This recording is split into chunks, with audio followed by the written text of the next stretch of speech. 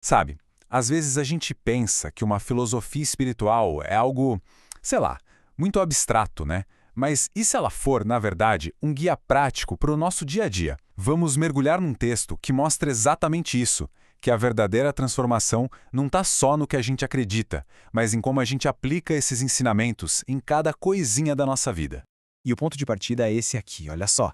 Quando se abraça a doutrina espírita, não é só para ter um conjunto de regras, mas sim um roteiro para nossa própria renovação.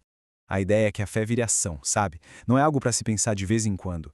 É um convite para viver esses princípios a todo momento, em toda parte. Tá, mas como é que funciona essa tal rota de renovação na vida real?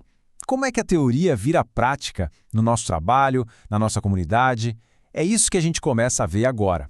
E aqui a gente chega no coração da coisa, a fé na prática.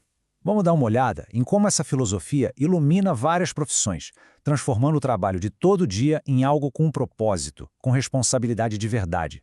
Pensa, por exemplo, no administrador. A função dele vai muito além de só gerenciar os recursos. A responsabilidade aqui é outra, é bem maior. É garantir que tudo aquilo sirva para o bem de todo mundo, e não só para interesses de alguns. E o legislador? A missão dele não é ficar lá, sabe, numa torre de privilégios, criando leis distantes da realidade. Pelo contrário, é trazer compaixão para dentro da lei. É olhar para as necessidades reais das pessoas e construir estatutos que sejam mais justos, mais humanos. Agora, a visão sobre o juiz, nossa, é muito poderosa. A autoridade dele não vem só do cargo, mas da missão de se tornar a própria personificação da justiça. Ele se transforma na garantia viva de que o direito, o correto, vai prevalecer. No caso da medicina, a cura vai muito além do corpo físico. Não é só olhar para um órgão que está doente. É ir mais fundo. É auscultar a alma, como diz o texto. É entender o sofrimento emocional, espiritual, que muitas vezes está por trás da doença. E a sala de aula, então, se transforma completamente. A relação entre professor e aluno deixa de ser só acadêmica, fria. Vira uma conexão de verdade profunda, em que os aprendizes são vistos como filhos do coração. Até o comércio, que a gente costuma ver como um lugar de interesse, de competição, sob essa nova luz, ele vira uma verdadeira escola de fraternidade. As trocas não são só de dinheiro por produto, elas constroem laços de ajuda mútua. E para quem é operário, a atitude também muda. Em vez daquele sentimento de revolta ou de só bater o ponto, a pessoa encontra satisfação, encontra propósito em fazer bem as suas tarefas, porque entende o valor do trabalho bem feito.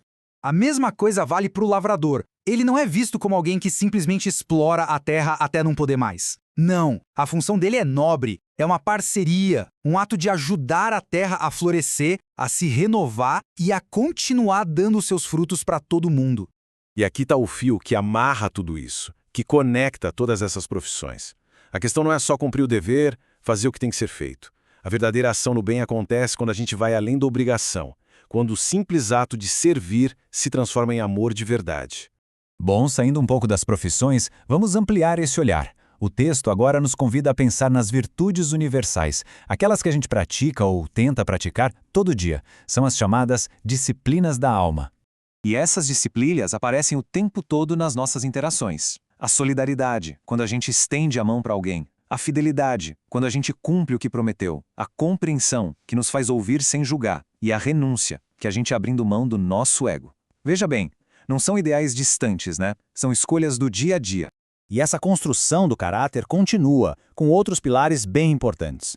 O devotamento ao trabalho que nos dá um norte, a paciência, que nos ajuda a atravessar os desafios, o perdão incondicional que, olha, liberta a gente de cada amarra, e o espírito de sacrifício, que é colocar o bem do outro na frente. Tudo isso junto forma a base para a nossa elevação. Mas por que todo esse trabalho interno? Para que tudo isso? Todas essas disciplinas, todas essas práticas, elas nos levam a um propósito final que talvez seja o mais forte de todos: educar pelo exemplo. É por isso que o texto dá uma definição tão forte e tão marcante. A doutrina espírita não é só um sistema de crenças, é uma universidade de redenção, um lugar de aprendizado constante para a alma. E o mais interessante aqui nessa universidade, todo mundo é aluno, e a nossa principal tarefa é muito clara. Primeiro, a gente se educa, a gente trabalha o nosso próprio interior, para depois, através do nosso exemplo, conseguir educar os outros. Isso tudo nos leva à reflexão final.